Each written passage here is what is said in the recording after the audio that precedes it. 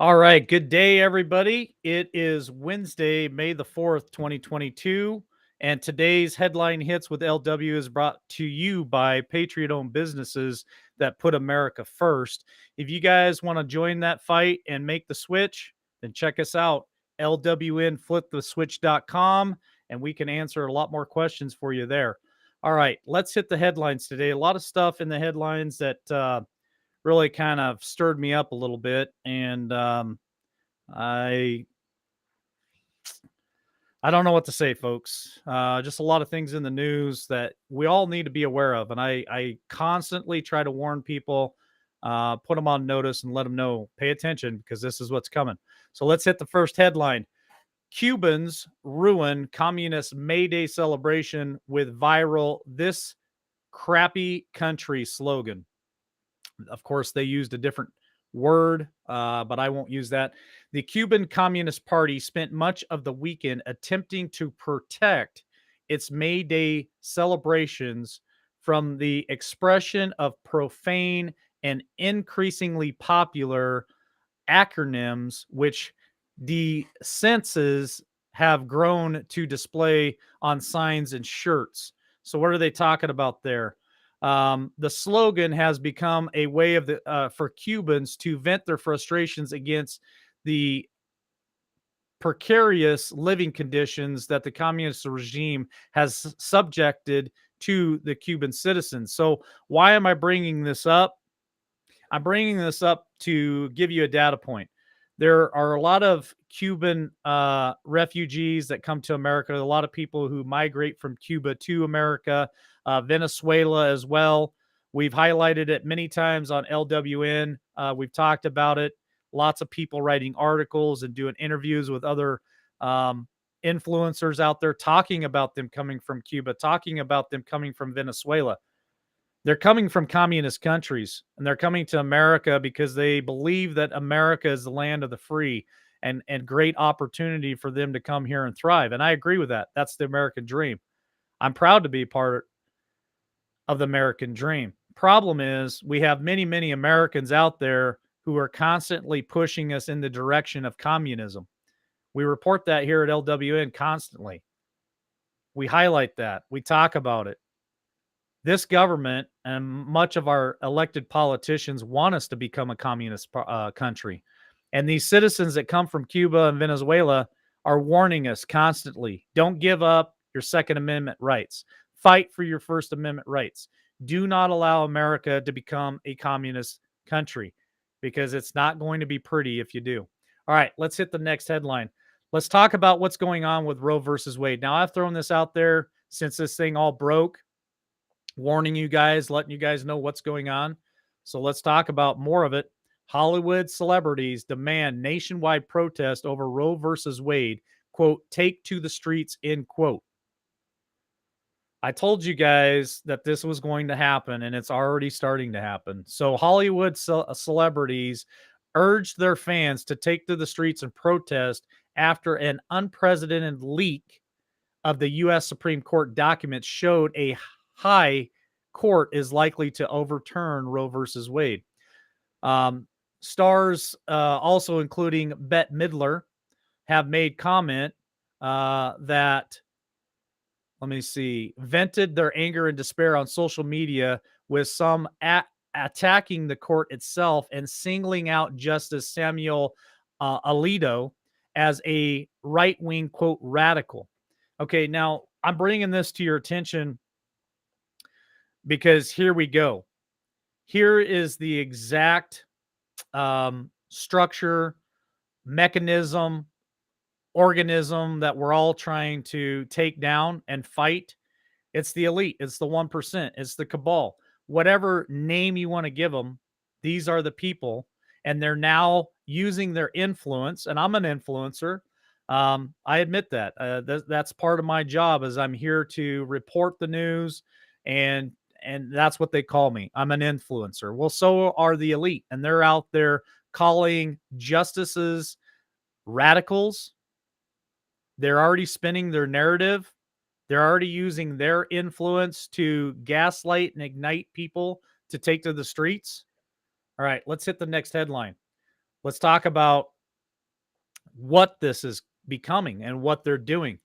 Riot in Los Angeles as pro abortion activists confront police. Remember the summer of love of 2020. Remember the summer of blood of 2020, right?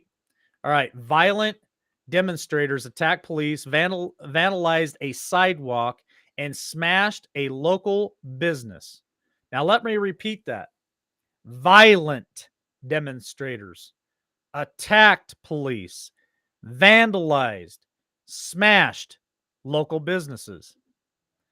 Why am I dramatizing those words? Because is that what we do as conservatives when we don't get what we deserve?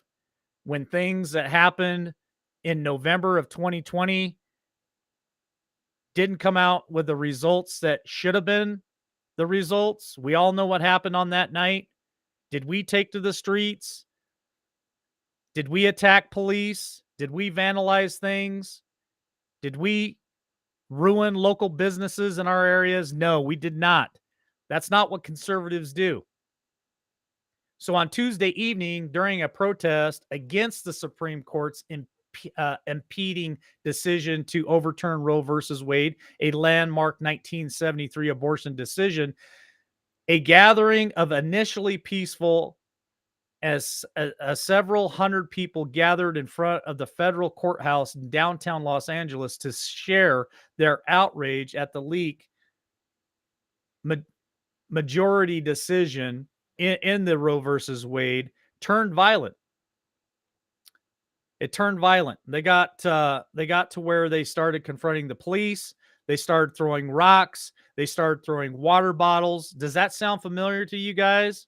Is that something that we've heard before? It turned violent as demonstrators tried to take over an intersection. They started throwing rocks, water bottles. A lot of things happening right now, folks. Pay attention to what's going on in our country because there are a lot of people that are part of it. Who's part of this? Well, let's talk about the Vice President of the United States, Hills Up Kamala Harris. She put out a tweet, and I quote, "This is the time to fight for women and our country with everything we have."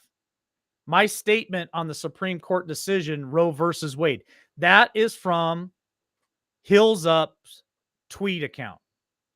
She is gaslighting what's going on across America. Now, let me make a data point real quick. Maxine Waters has made statement before about if you see those white SOBs in a restaurant at an airport, you get in their face, you scream, you holler at them. Kamala, this is not the first time she's made a quote or put something out to the public to do something about this. Remember, she got caught walking with BLM in a demonstration that led to a disastrous summer of 2020. These people can do this, but yet nothing happens to them. They're never held accountable. There's never an investigation brought up against them. But what happened on January 6th, we're still talking about it. We're still trying to implicate Trump in that. Do you smell how thick that hypocrisy is, folks? Because it stinks. Stinks really bad. All right, let's hit the next headline and let's talk about more of how the narrative is being pushed. This is disturbing to me. I'm bringing this to your attention because this is part of their game plan. They're already trying to change, in my opinion, not only the Supreme Court decision and intimidate judges, but they're also trying to drive a narrative because they know they're going to lose in 2022. And they're already starting to try to make change to that and to drive a narrative so that they can win. Democrat Representative Chu, I hope SCOTUS leak will, quote, ensure that some justices change their minds, end quote. I'm glad that this came to light.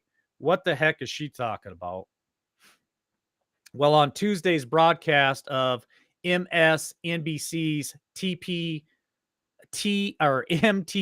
Daily, Representative Judy Chu, a Democrat from California, stated that she hopes the leak of the Supreme Court's draft opinion on Roe versus Wade would quote would ensure that some justices change their minds, end quote. Why am I bringing this up?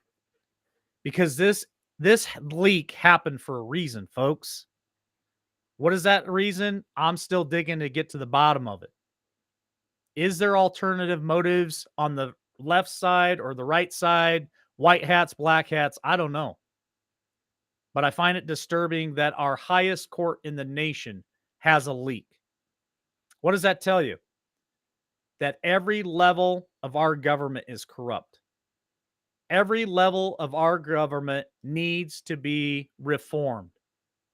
Is this going to cause riots across America at such a massive, massive rate that we're talking martial law, that we're talking devolution? I don't know. Let's read more about what her statements are. And at the while, she believes we need to know how the leak happened. The information was important for us to know, and I'm glad that at least this came to light. So let's drop down a paragraph. This is in Breitbart if you guys want to check out the article. There was a question raised about what does this mean? Where do we go from here?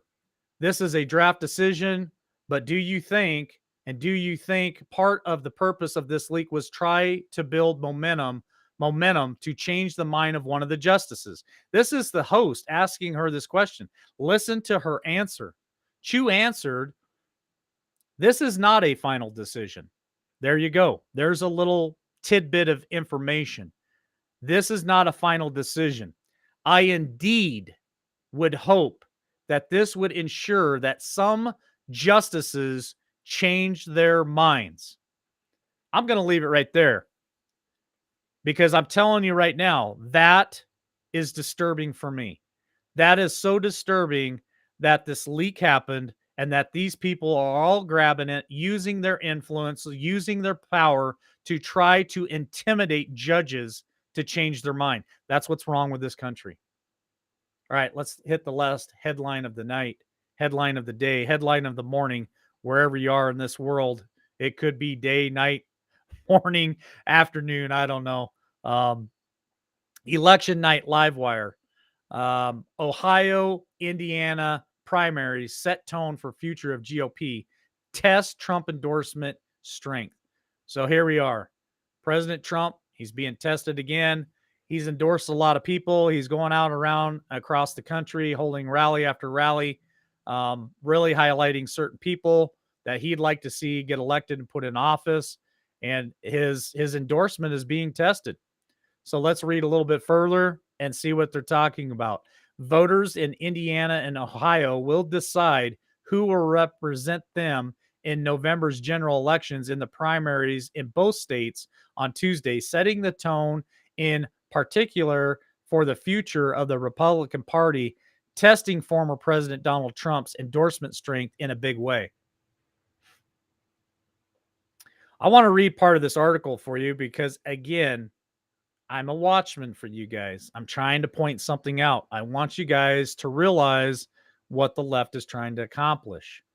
Trump has 22 endorsements on the line across both states. On Tuesday, some in competitive races and others in not so competitive primaries. The biggest banner race of the night is a 5-way GOP primary for the U.S. Senate in Ohio, where Trump has endorsed Arthur J.D. Vance, a hardcore nationalist populist, against 4 other candidates, 3 of whom sought Trump's backing and 1 of whom did not.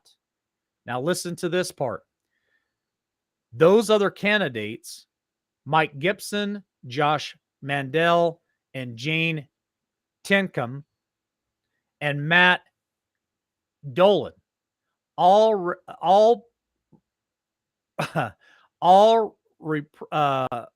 represent different views on the future of the GOP than Trump in varying degrees.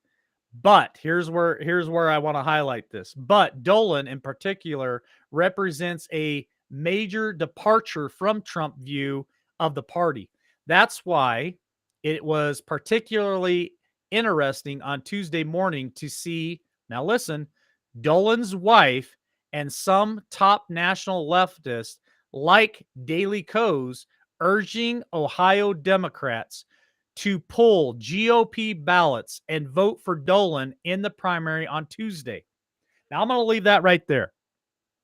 I'm not going to read any more of this article because I don't feel like I need to. I'm going to read that last sentence again. Dolan's wife, which Dolan is departed from Trump's view of the party, is definitely a rogue, right? His wife and other leftists have urged Ohio Democrats to pull GOP ballots and vote for Dolan in the primary. What does that tell you? That tells you that they're making a move to try to cancel out Trump's endorsement for the other candidate. In my opinion, that's cheating. Why would Democrats vote in a Republican primary? You got to ask your question that. Why would they urge Democrats to vote in a Republican primary? There you have it. There's the warning. I'm putting it out there for you guys. So check it out. If you're in Ohio, I'd be calling my representatives. I'd be checking on that. I'd be finding out and getting to the bottom of why is this happening? We're not going to allow 2020 to happen all over again. So check it out, folks. All right. I'll be back later this afternoon at 3 p.m. Eastern Standard Time on Podbean with John Estabrooks and Diamond In. If you guys want to join the live show, do it at Podbean. If you can't, you can check us out later on Spotify or Amazon Music. And we'll be back this evening for the big show, 8 p.m. Eastern Standard Time, right here on Facebook, Twitch, and YouTube. All right. God bless. Have a great day.